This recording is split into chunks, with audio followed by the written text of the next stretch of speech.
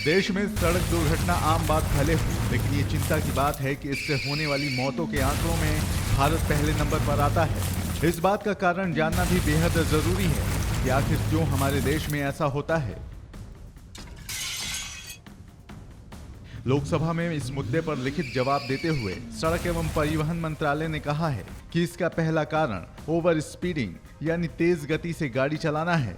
दूसरा कारण poor enforcement यानी यातायात नियमों का ठीक से लागू ना होना, और तीसरा बड़ा कारण है गाड़ियों की खराब क्वालिटी।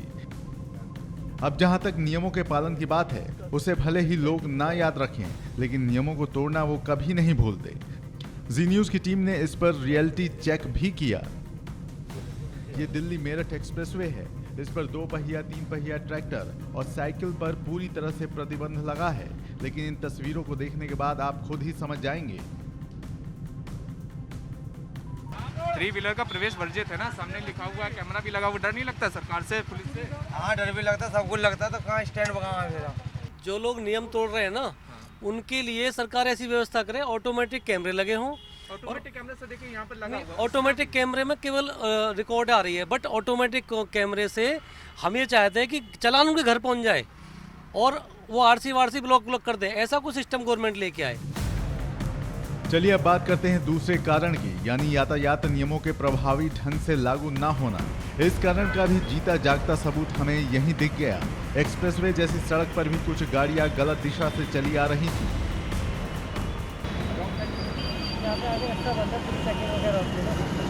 सामने क्या लिखा है?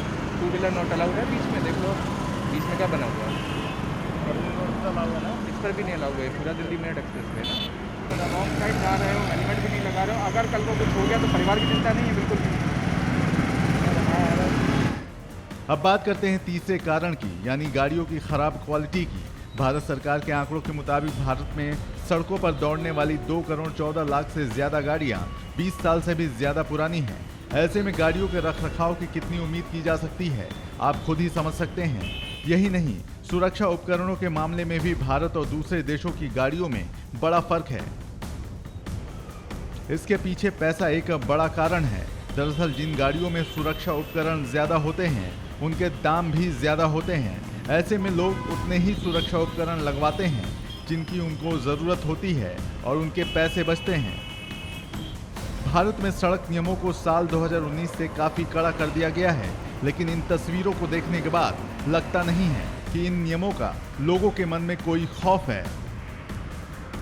अब आप खुद सोचिए कि सड़क दुर्घटनाओं के लिए सिर्फ सरकार को जिम्मेदार ठहराना कहां तक सही है।